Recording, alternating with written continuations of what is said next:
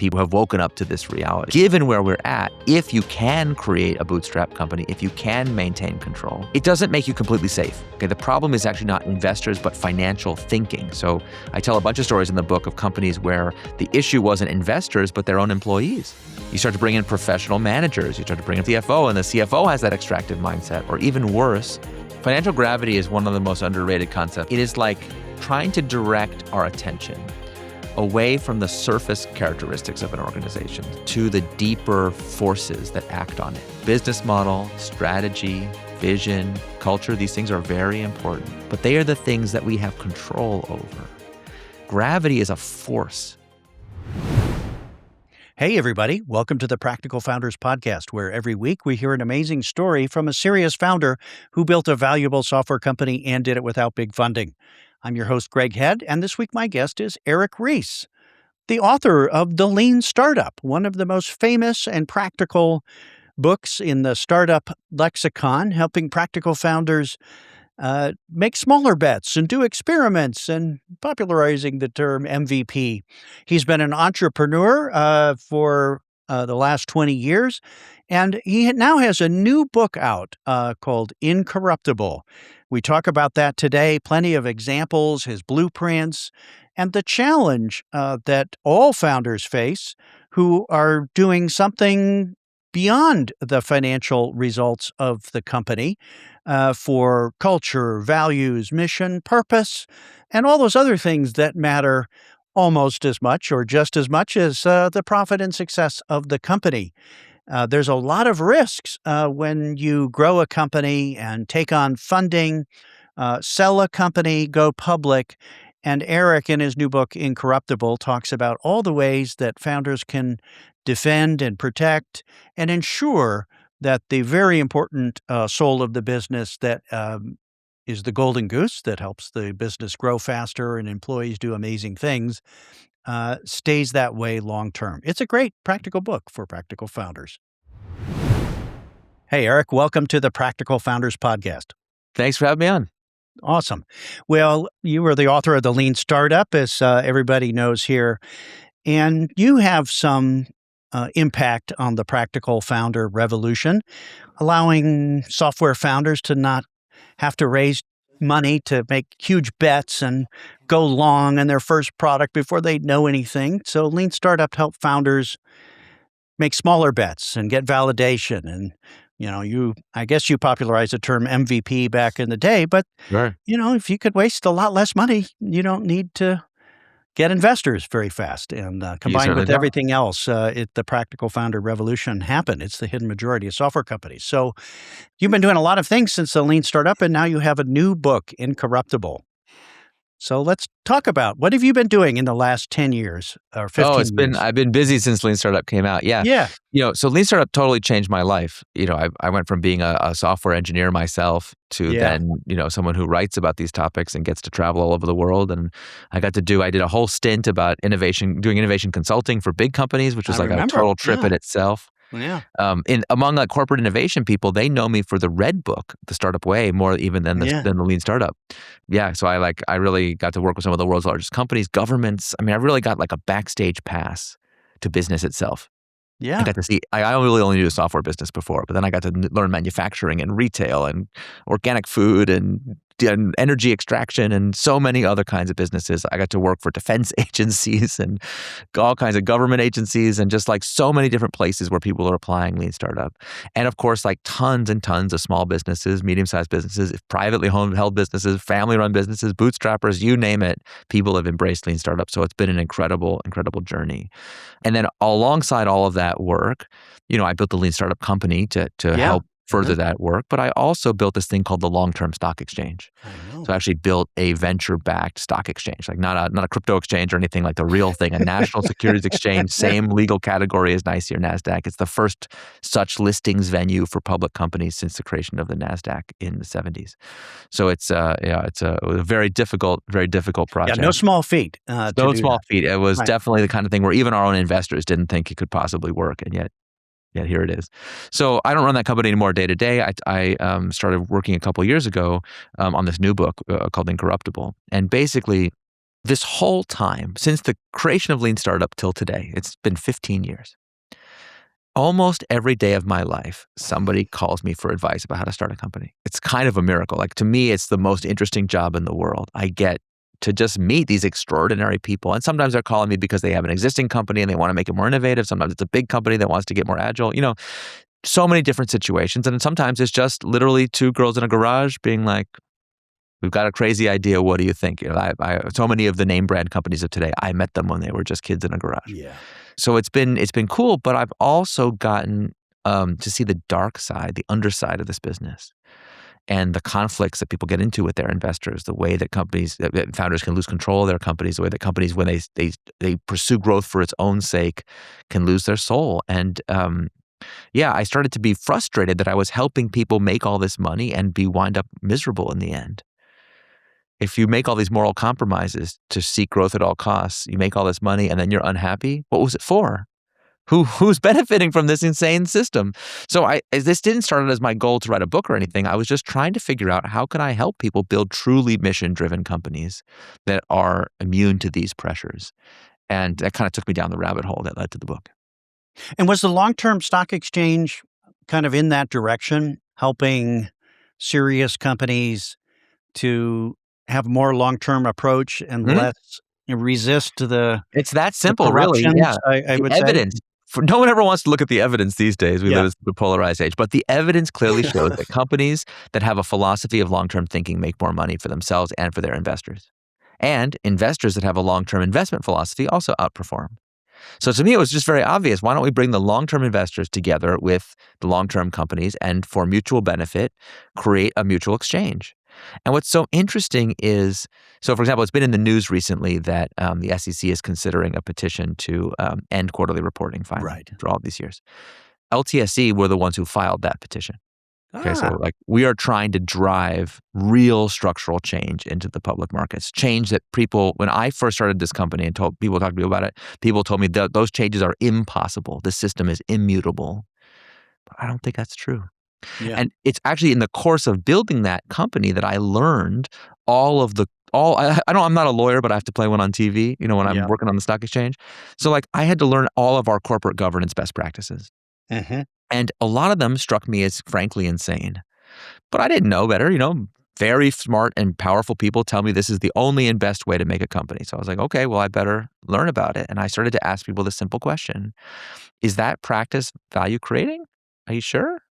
Can I look at the evidence? And turns out we have been living in the era of shareholder primacy long enough that Right. we have evidence. We have data for how well these practices hold up. And in the new book, there's literally a whole chart that just says, just the title of the chart is Best Practices Destroy Shareholder Value.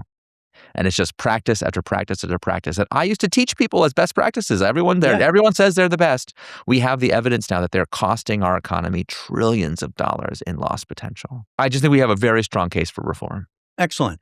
Well, practical founders, startup founders, once they get out of pure desperation into less desperation and they're onto something, practical founders can build beneficial value for their customers, for their employees, for the founders, and maybe keep the investors at bay, or at least keep that to a minimum.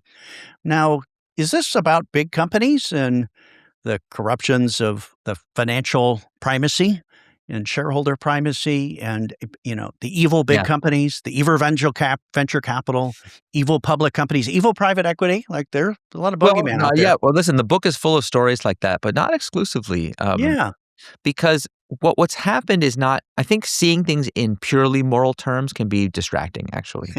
And It's like easy. we get It makes for a great bumper sticker. Yeah. Yeah, it makes for great bumper stickers. I totally Yeah. understand. And listen, the book doesn't shy away from moral language nor for making moral judgments when that's appropriate. But I think if we're going to study the systems of our financial system, like the structures of how it operates, we have to understand the mechanics of it before we judge the individual actors. And that's uncomfortable for people because we so desperately want accountability, and it's so easy to say that there's this one villain. Once you get rid of the villain, problem will go away. But if you noticed, this problem has been going on for hundreds of years. And in the Mhm. book, I say if the actors change but the play remains the same, it's not That's the actors who are causing the play. We need to learn the drama behind the scenes.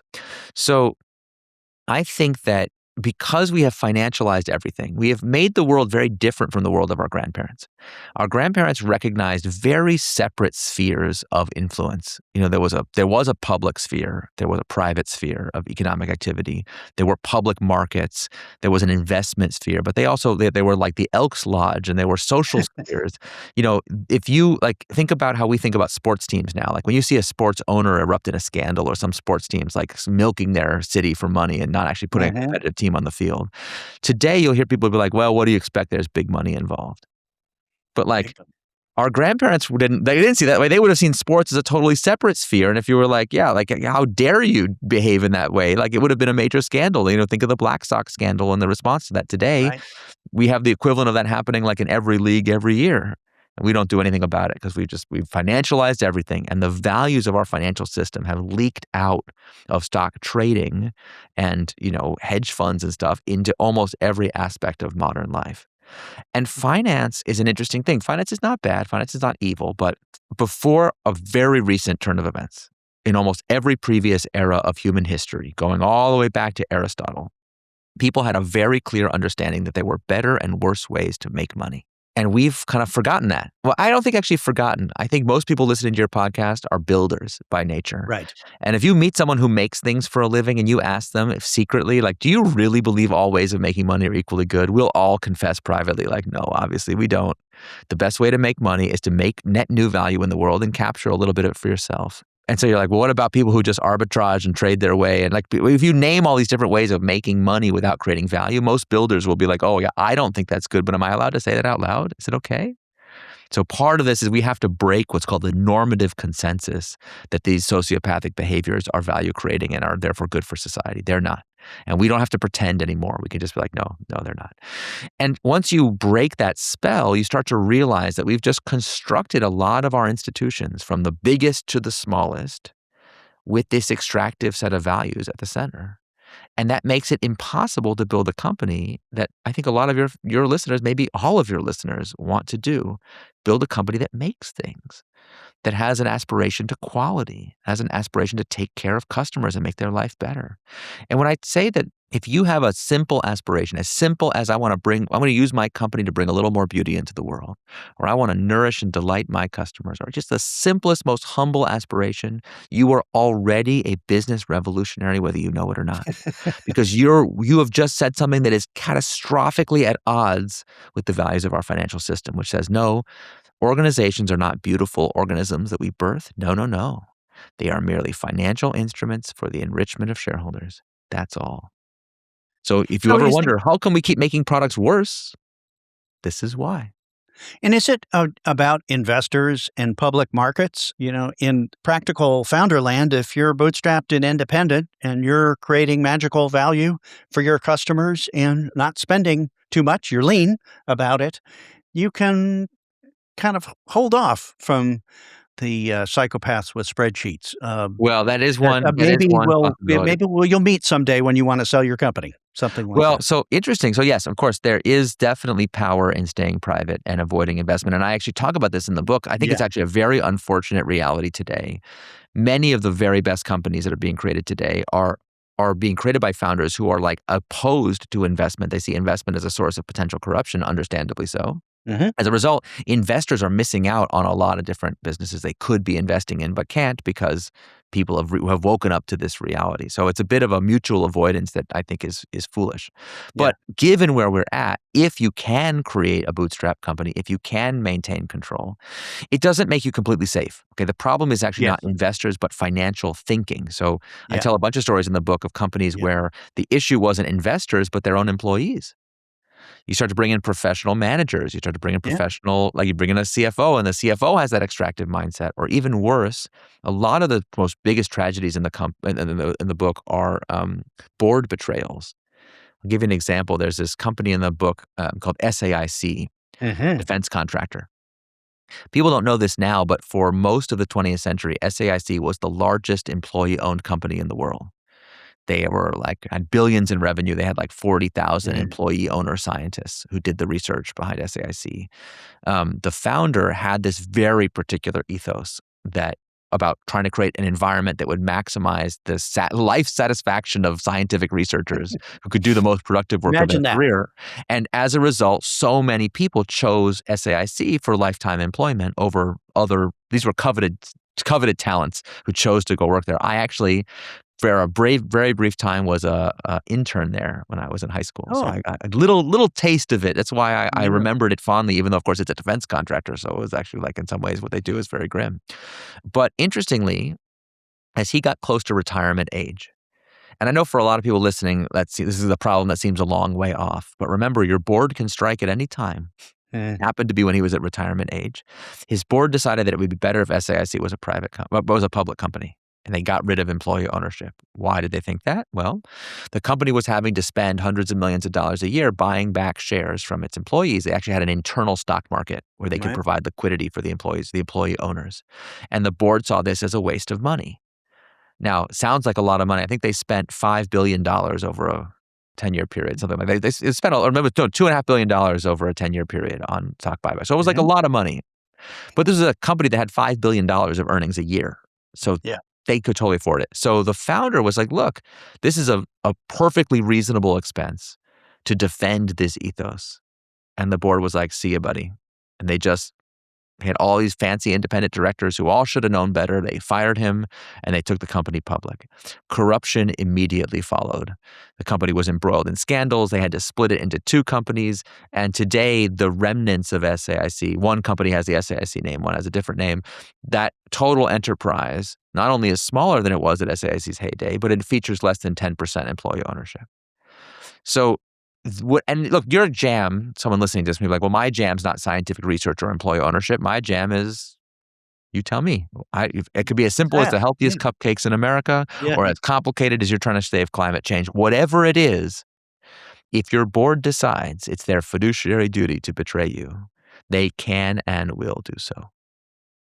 So that is the cautionary tale that I've been through about having investors that, even minority investors, small investors that have a little teeth and can push you. And if you don't have investors, when your company gets to 100 people, 150 people, and so forth, that financial gravity, as you call it in the book, right? The truth that spending decisions and growth Yeah, over the, let's say, the art and soul of the business that got it that way. Scale can get in the way as the crowd shows up with their financial thinking yeah, of doing the right thing. And it's more than just having values and a purpose as a company, but like the really important centerpiece of companies, their soul, the purpose and mission and values, is often at risk just by scaling.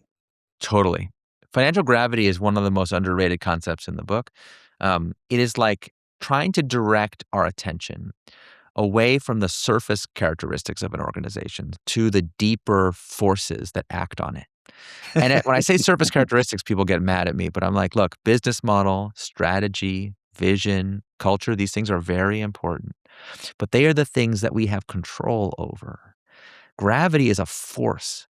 And, people I use the metaphor of gravity because people sometimes say, well, I don't believe in gravity. And I'm like, well, think about it on planet Earth. Yeah. You don't have to believe in gravity, but if you jump, you will come back because gravity believes in you. So the financial gravity is the same. It is a mechanism for unconscious values transmission from those that have resources to those that want it. Right. So even if you don't take on investors, your employees might be thinking about, if I align my values with the financial system, it might boost my career. John Mackey ran into this at Whole Foods. Yes. He talked Uh-huh. about as he hired more and more professionals, he felt like the professionals were more loyal to the financial system than to him and his company, even Yeah. though they worked for him and had tons of stock options. What's up with that? You may find that board members, even nominally independent board members, just feel like it'll be better for their reputation and their career if they're seen to Yeah. be doing the serious thing of making the company investor driven. Remember, SAIC's board was 100% independent. They had no outside investors, and yet they were still betrayed.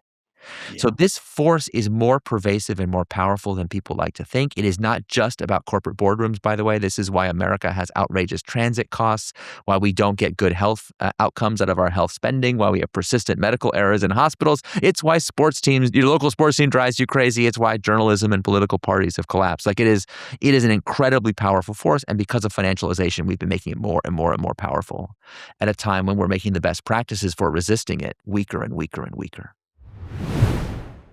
This podcast is sponsored by my friends at Lighter Capital. In the last 15 years, Lighter Capital has helped over 600 software and SaaS founders secure simple, non-dilutive financing to grow a little faster without giving up any precious equity to investors. I know the Lighter team well, and several Bootstrap founders they have helped have already shared their success stories on this podcast. Simple debt funding from Lighter Capital can range from $50,000 up to $10 million with straightforward terms, no personal guarantees, board seats, or covenants, and up to a 4-year payback period. Go to lightercapital.com, that's Lighther capital.com, to apply and get a quick pre-qualification. Then talk with their experienced team to create a practical funding plan to achieve your goals. Now back to our podcast. Well, it's the best practice that you've got an idea, you're a serious founder, you need to raise some money, right? That waving my hand saying, Yeah. no, it's not that's not the playbook, and it's not what you think it is. And your book explains it very clearly I think it'd be very useful for founders, even if they're not thinking about raising money or going public someday, like big companies. But it's the cautionary tale that as you scale, as you exit, as you know, all the things you are thinking about with Yeah. success, you need to think ahead of time about what's important to you and how to defend against the financial gravity that's coming in almost all cases. And so you talk about early planning and governance to protect the soul and the mission. What happens if the founder goes away? What You happens got when it. you You sell got the it exactly company? right. All the rest of that. So you created a blueprint for that. Can you talk about the moves to defend the Yeah. soul of Yeah. your Yeah. company? It's actually relatively simple to say, although of course very difficult to do. I call it the architecture of institutional longevity. If you have the aspiration to build the thing that will outlive you, what has to happen? Now, some people don't care about that. Some people are like, well, I just want to get rich in my lifetime and whatever happens next, I don't Yeah. care. But Yeah. even people, I know so many founders who say they don't care. When you watch your life's work be Oh, destroyed, you yes. care.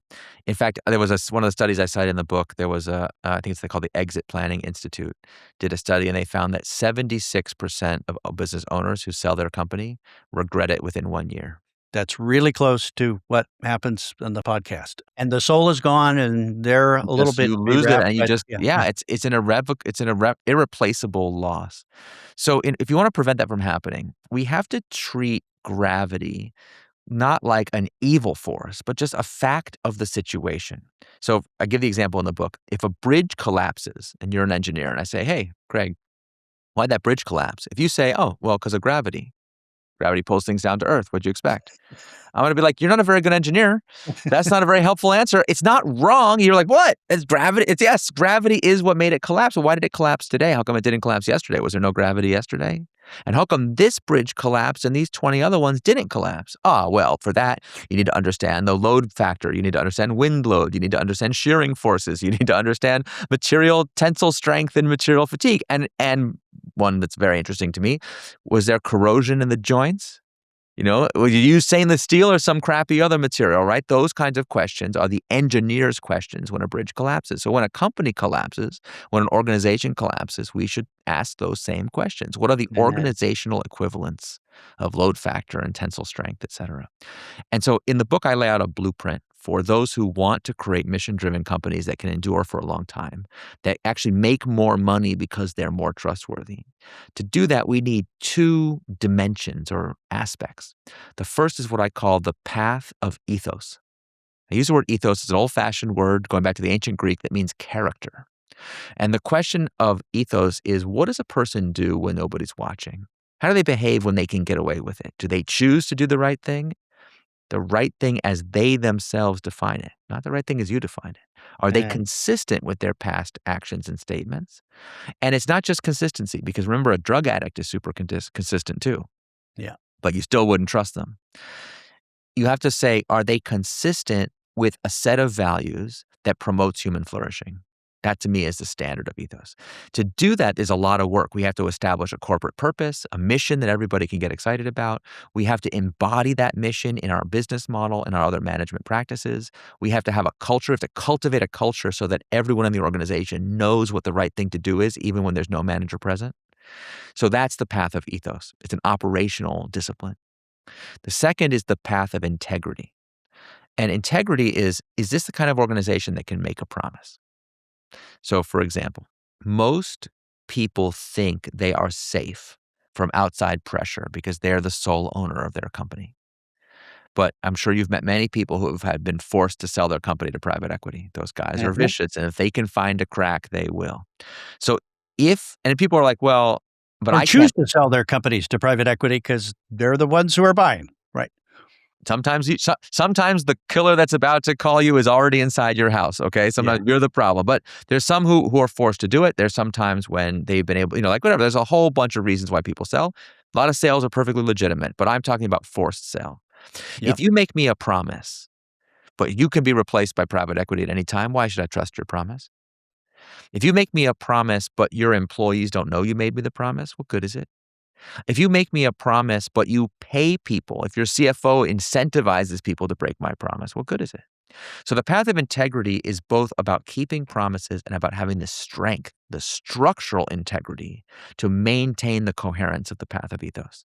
So integrity are the tools for protecting a mission and ethos. And I'll give you an example. Mm. Most companies that are mission driven have a mission statement. Natural. We exist to do this thing. I tell the story in the book of Silicon Valley Bank. They were for so many years my own bank. They had I had a lot of money deposited at Silicon Valley Bank for my companies. And I trusted them because they had a mission, which was, to promote and support those who support the innovation ecosystem or something like that. It sounded really good. They did a lot of good stuff for the community. They seemed like they really understood the business. But they're a bank, and as a result, their public charter is also available online. You can look it up. And it Mhm. turns out, although their mission was to support the innovation ecosystem, their legally defined purpose was to maximize returns for shareholders. The And over financial time, gravity in their documents. Yeah. the divide, the chasm between an organization's stated purpose and its actual legal purpose eventually creates the conditions for collapse, which is, of course, what Mm. happened to Silicon Valley Bank. So, like, a very simple solution is to write the mission directly into the charter. And this is harder than it sounds. People get this wrong. And I tell a story. One of the really important stories to understand in the book is Johnson and Johnson. So Johnson and Johnson's a great company. I'm not saying anything bad about them, but they went public for the first time during World War II in the 1940s. Robert Wood Johnson was like a monster, old school chairman. He inherited Mhm. that business from his father. He worked his way up from the boiler room, and he had this fear that the public markets would corrupt Johnson and Johnson. He wanted to be a company that would do the right thing under all circumstances. He very famously would invest in new factories during the Depression. He hired people when other people were laying people off. Like, he believed in investing in communities, and he built something called the Johnson and Johnson Our Credo, which is a really famous document in business history. Yes. Many people have studied it in business school. It basically lays out the priorities of the Johnson and Johnson Corporation. First priority, patients. Second priority, doctors and nurses. Third priority, communities. Anyway, it goes down, and the last priority is investors. The complete opposite of what is today's best practice. He Mhm. was so concerned that the company might lose its way that he had the credo carved into, I think, 10-foot high limestone blocks and placed them in the company headquarters, where they exist to this day. You can't go to work at Johnson & Johnson unless you walk by the credo every single day on your way into the office. But unfortunately, he never wrote this into the corporate charter. In his era, Mhm. it would have been unnecessary to do so because, of course, he lived before the era of shareholder primacy. But as the company grew over the Wow. course of the 20th century, it fell victim to the same financial gravity as everybody else. And unfortunately, as a result, eventually, you had people putting asbestos in the baby powder and giving millions of people cancer.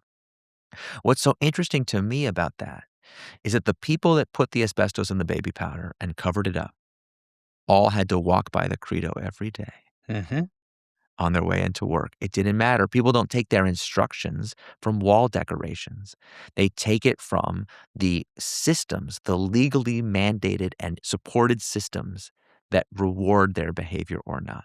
So as the company became legally required to maximize shareholder value, they were rocked by scandal after scandal after scandal. Like the history of Johnson & Johnson in recent years is like incredibly scandalous. The managers that they would hire to oversee these scandals would walk away with like $100 million plus compensation packages because they were still doing their job of driving the shareholder value up, squeezing the workers, screwing over patients and doctors. That was now seen as their job, even in a company that nominally had this incredible credo.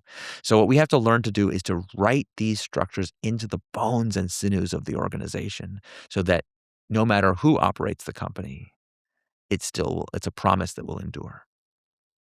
Now, does that create if you have a growing bootstrap software company, a practical founder, and you care about your industry, you care about your employees, you're doing unusual things that would be not best practices Yeah. for I hope you VC-backed are. companies and so forth. So, and then you say, if somebody wants to buy you, is it more than just, I trust the CEO, they trust me, and I like their mission, and that aligns with our mission?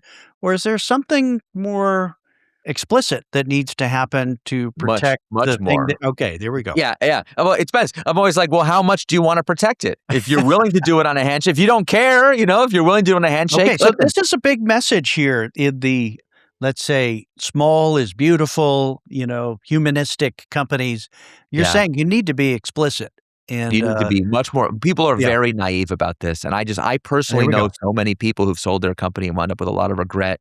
Someone was just telling me about a natural foods company. Oh, I can't remember the woman's name. Who, her name is the name of the product, so it has her name on every package, and she was ousted after selling the company, even though they promised her that they would continue to run it. And if someone was telling me the story, and I paused, I said, "Listen, don't tell me. Let me guess." As soon as she was fired, they started to pursue more aggressive growth targets. Product quality declined. Margins increased temporarily Name until of the the whole story. thing. And they were like, how did you know? Like, this is financial gravity at work. Yes. So if you don't want that to be you, and I know a lot of founders who are in this situation who had complete control. They walked into this trap without realizing it. You've got to be a lot more savvy than the people that you're selling to. And the first thing is, good news is, I would divide the problem into two issues that you have to solve. The first is, could you be forced to sell to somebody bad? If you don't do what's called a public benefit corp conversion, if you're a Delaware C corp, for example, Yeah. there's like a 2-page legal filing you could do in Delaware. And you could do it tomorrow. Your lawyer can draft it for you in a day. It's extremely easy and inexpensive. It allows you to establish a legal defined public benefit for your company. So if you say your mission is to make quality software, you better write it down in the charter or this is going to come back to bite you. So if you take nothing away from this podcast, call your lawyer and tell him to do a public benefit corp conversion. Very, very easy thing to do. That can help you. That's one of several techniques in the book that can help prevent you from having someone force you to sell your company when you don't want to. But you asked, I think, a more sophisticated question, which is, okay, given that you want to sell your company, how do you know who to trust? Mhm. Right? And the interesting thing about this question is all the same techniques that you would apply to yourself when I'm saying you should make promises that people can believe. The same techniques apply to your acquirer. It's like Odysseus at the mast. If Mhm. they promise you something, just ask, how do I know that you and your successors will honor this promise? Yeah, if you leave, well, how do I know? What happens next? Because people will say, well, just trust me. But it's like, then I say, great. Do you have absolute unquestioned control of this company? Or could you be fired? Oh, you could be fired. Oh, okay. Well, in that case, who am I trusting? Oh, you got to trust my board. Who's they? Can I talk to them? Can they be replaced? Oh, yeah, they can be replaced by my investors. Okay, can I talk to them? Who can make me a promise? So never take a promise at face value that Yeah. someone is going to make you who's not going to be there to. And so then people say, it's very cynically, well, nobody could meet that standard. Promises are impossible. But Warren Buffett very famously would be able to buy companies way cheaper than his competitors because he would make promises that he could keep because those promises were encoded in the structure of Berkshire Hathaway.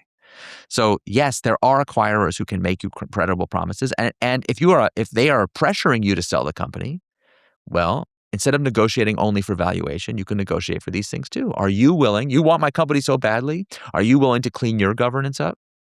If you Yeah. do, I'll sell to you. Well, they're like, what do you mean clean my governance up? You're like, well, I got this great book for you. Read this. If you do this stuff, if you're incorruptible, I'll sell to you. Otherwise, I assume you're trying to buy me to corrupt the thing I made. Most people don't have the courage to say that out loud, but that's what they're thinking. So if we could get more courageous as you say, as practical founders, we also could have more power. Well, you describe this in the book, the financial gravity, the financialization, shareholder primacy, profits above all, right? Is a culture. Used to be multiple shareholders and stakeholders, and now it's, investors and profits on top, the financial game. There's financial profits that keep your company alive, but what you're really saying, there's other types of value and profit that isn't measured by EBITDA. There's other Yeah. value that you need to, let's say, be explicit about. I mean, what gets measured gets managed. And if it's vague, it's not, it's easy to mismanage. Trust is so hard to gain and so easy to lose. And I think, frankly, if I could just be candidly with you, most founders are embarrassingly naive about this. Yes. Okay, most founders have an intuitive understanding that the most underrated asset in business today is trustworthiness. If I Yeah. talk to founders who are like, who get it, I'm just like, look, Yeah. even ones who are like not into ESG or stakeholder or whatever, I'll be like, okay, fine. I don't mean neither, right? I love that stuff is silly. But like, I had a founder the other day who was like, I hate the word stakeholder. Don't tell me about stakeholders. Like, okay, fine. But how do you feel about your employees? He was like, I would do anything for my employees. Yes. Uh-huh. It's like, okay, well, they're not your stakeholder, but you would do anything for them. He's like, I would rather die than betray my employees. I was like, okay, great. That's what's called a fiduciary commitment. So I'm very old-fashioned. I don't use the trendy modern language from consultants and whatever. I like the old-fashioned words. I think we should be making fiduciary promises. And that is what allows us to be trusted. If you have a founder like that, employees can trust them. They're going to take care of them. They're not going to exploit them when they got to do things they can get away with. So if we have that kind of company, a company that is trustworthy to its customers, its communities, its suppliers, its investors, we are stockpiling this incredibly valuable asset. Yes. And then we're not storing it in a vault. We're just leaving it lying around anywhere. And it's like the biggest mistake I ever made in business, the thing that was like the biggest fallacy that I'm embarrassed how long it took me to figure out, is because I was taught that if you want to have power, you want to have freedom in the world, be successful. The more successful your organization, the more you'll get to decide how things are. And I was like, that seems so Isn't logical, that but that was interesting? completely at odds with all of my experiences. Yeah. Why? Duh. The more successful you are, the more valuable you are as a target. Mm-hmm. So yeah, the more gold in the goose, the greater the temptation I to see that. butcher it. So Yeah. we leave all this trustworthiness lying around and we let employees, investors, anybody who wants to get their hands on it and steal it from us. And that's one of the big lessons of the book is that if you don't take this seriously, you will lose control. You will Mm-hmm. not be the one to make these decisions because your thing will be stolen from you. That is the historical record. And if you ask the frustrating thing about it is if you ask most advisors, lawyers, bankers, investors about this, they'll tell you the same thing. They'll be like, Eric's such a downer. If he really believed in you and your vision, he wouldn't talk like that. You're the exception. Uh-huh. And that's like telling a teenager they can like drink as much as they want and drive the car and everything will be fine because they think they're invincible. I think it is a kind of institutional malpractice on the part of a lot of startup advisors that leads a lot of founders into big trouble. And so if you want to protect the precious soul and trust of your company that you built the hard way, Yeah. a brick at a time, you have to literally fight against the forces that inside your company. Nobody does it with that way. Profits above every Yeah, angle. that's not the Every I mean, remember lawyer, that's not the best practice. That's not the it's like yeah, it's every crazy. investor, every lawyer, everybody talking to you is going to think you're crazy, and you Yeah. have to get ahead of that. Otherwise, like Whole Foods is no longer the soulful company that it No. was when it started. He lost it. John Mackey was just on the David Senra podcast talking about that, and he has so much bitter regret about It's what and they it's really created and how it sad. went away. It's Yeah, really sad. I yeah, mean, I put the story in the book so people can read it, but yes, it's a sad, sad story because it didn't have to be this way. yeah, But in order to have had a different outcome, he would have had to have knowledge and tactics that have been suppressed. Yes. And what's so interesting to me about it, some of the ideas in this book are very old-fashioned. Yet when you talk to lawyers and bankers and all these people about it, they act like they've never heard of it before, like it's brand new. When I Mhm. I helped Anthropic set up their governance, and I remember Oh, great. talking to people about what eventually became the long-term benefit trust. And to be clear, I take no credit for their success, okay? All credit to them. I played a very bit part. They I remember talking to investors and people about it at the time who were like, "What? This thing is I never heard of this before. It's so weird." And I'm like, "Listen, I know it's new to you, but it doesn't make it new." Okay? The German optics company Zeiss, who made my lenses and Yeah. probably yours Uh-huh. too, Zeiss had this structure in 1885. So it's not some newfangled thing. It's Which is actually another entity that yeah. owns Yeah, it's a very your simple company. Yep. idea that Uh-huh. you need to have a bicameral legislature, right? It's like you need to have checks and balances. You have a mission-oriented Remember when entity that was and happening as and a well. Yeah. yeah, well, exactly. That's a bit of an issue. Listen, when I wrote this book, I did not expect public corruption to be an issue that would be so much in the public eye, and public mind. I wish I had been wrong about that, Mm. but I guess I'll take it. Anyway, so the inability to see these structures as viable creates all kinds of problems, not just moral problems, but logistical and practical problems. When Patagonia changed its structure to this better structure, it cost them $17 million in taxes that could have easily been avoided if they had had this structure from day one. But Mhm. nobody ever told them that was a possibility. Well, the common knowledge out there is you codify your culture and values and mission that is not totally captured in your financial statements. You codify that, make it explicit. Your company's worth less, you'll be less profitable, it'll turn investors off, Yeah. all of that. There's a lot of myths around that. You share Yeah, a lot of those kind of stories. Yeah. utter horse dung. This is like such garbage. These are like, and again, when people say that kind of stuff, I'm always like, look, are you willing? If you want to make statements like that, are you willing to look at the evidence with me? Because this book has almost as many citations as it has Yeah, main I body saw that, text. yeah. Because like I really did the homework here. Because I was even surprised how unequivocally clear the evidence is. This is always intuitively right to me, but I was like, wow, the academia has produced reams of studies. And it's so interesting when I get into arguments with people about this, they'll be like, "Well, that's not true." Right? Like if you waste time, quote unquote, on culture, on purpose or whatever, then you'll be at a competitive disadvantage. I'll be like, "Here's a study that shows that you're at a competitive advantage." I'll be like, "That Yeah. study sucks." Yep. Okay, I got another one. How about this one? And when they'll debunk like 20 studies in a row, and I'm like, "What studies do you have?" And they're like, "I just have my ideological commitment to knowing that this thing is true." I was like, "You know what? I don't think we're going to have an argument here. There's nothing to talk about. If you want to be like that, it's okay. But I can prove to you that this is a bunch of baloney as follows. If you've ever been in an economics class, the way that this is taught is kind of sad, I think. They teach it this way. They'll say, well, let's say you run a plantation. That's always a tell that they use like a really politically incorrect example, like a plantation. Like, why does it be really? They always use examples like that. You run a plantation. You treat your workers well. You pay them extra wages that you don't have to. You coddle them. You have health care. You focus on quality, blah, blah, blah, blah, blah. Uh-oh. Unfortunately, the plantation down the road, they don't do that stuff. They exploit their workers. They are rude. They are mean. They don't care about quality. And so they undercut you on price. Oh no, you go out of business. So, oh, so sorry. Your mission commitments, like they're like the dessert, after you eat your vegetables, you can have a little mission. Now, what's so interesting to me about this parable is how it attempts to smuggle in empirical truths as universal laws without admitting that that's what it's doing. Uh, See, it assumes that customers wouldn't care about quality. yeah. So, of course, they just choose their product. It assumes that cost basis will be improved by screwing over employees rather than harmed. In fact, in real life, these are contestable facts. In many, many, many situations, if you treat employees better, they're more productive. You save money. If you have lower turnover, you save money. If you have higher quality, you get higher margins, all kinds of other stuff. So, and you can actually prove that these same people who tell this parable don't really believe it by asking them this question. You say, I noticed I have a company over here that's very extractive.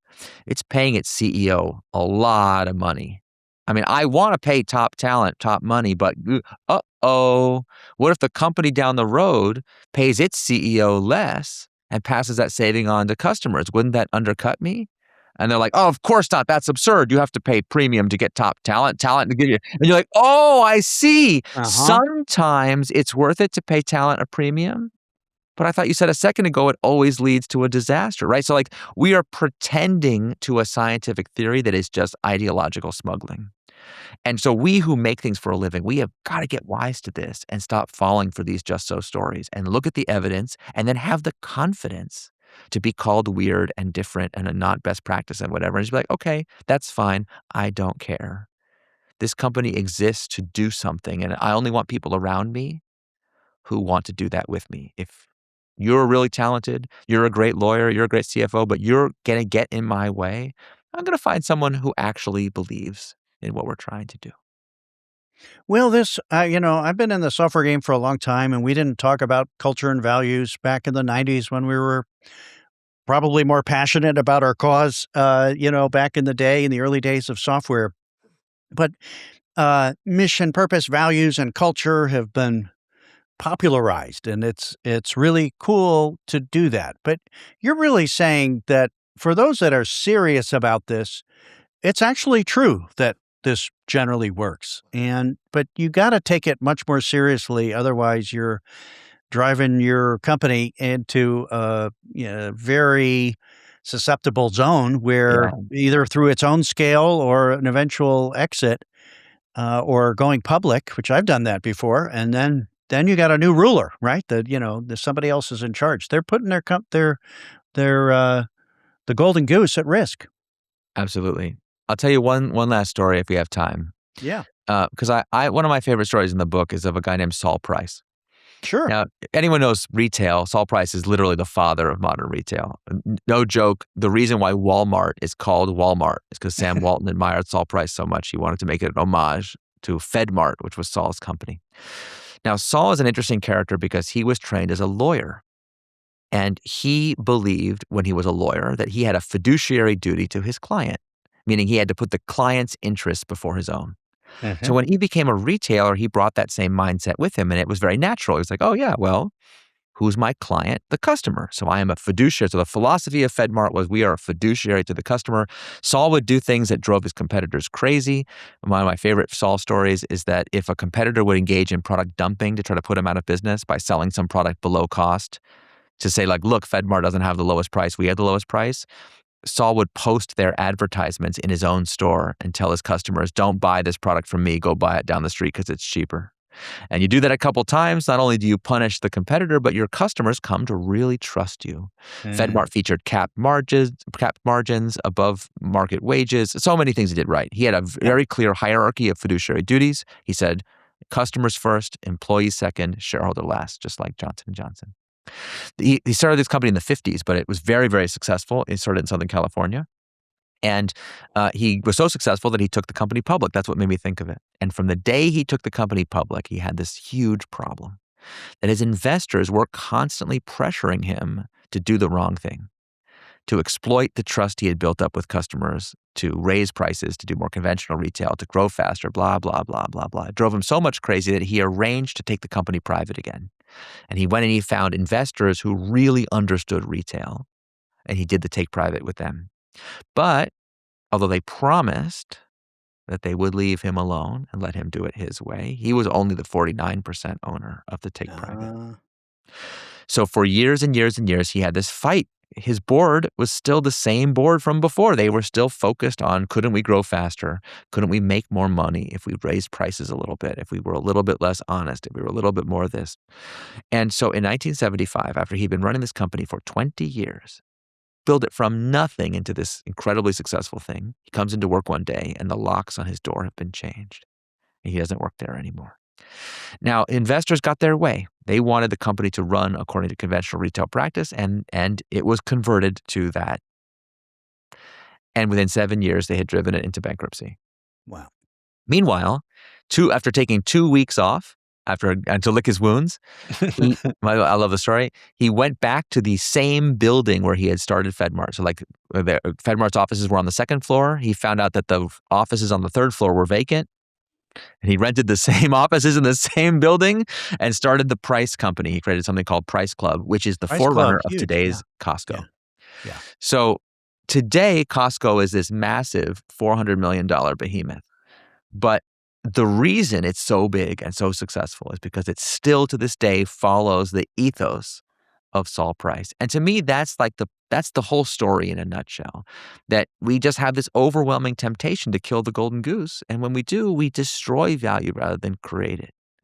And if we're willing to follow a leader like Saul Price or Jim Sinegal, who created Costco, if we're willing to follow this wisdom, this older wisdom that there are better and worse ways to make money, we can defend that which is worth defending and preserve it not just for a quarter or a year or a decade, but for generations to come. Well, thanks for sharing that story today and for the book, Incorruptible. It's now available, and a ton of great stories there showing practical founders the advanced lessons, what they need to do to protect their companies, and the possibility that a big company can have the soul and fight the financial gravity, like all the examples you talked about. Really Awesome. appreciate you being on the Practical Founders podcast, Eric. Thanks All so the much best for to having you. me. Yes. Good luck with your launch. Thanks so much. Take care. Thanks. Thanks for watching this week's interview on the Practical Founders podcast. Be sure to like this episode and subscribe to the Practical Founders YouTube channel to keep up with my weekly in-depth interviews with serious software founders who are building valuable software companies without big funding. You can check out my blog, all the podcast episodes, and information about my Practical Founders CEO peer groups at practicalfounders.com, or message me on LinkedIn if you'd like to connect. See you next week.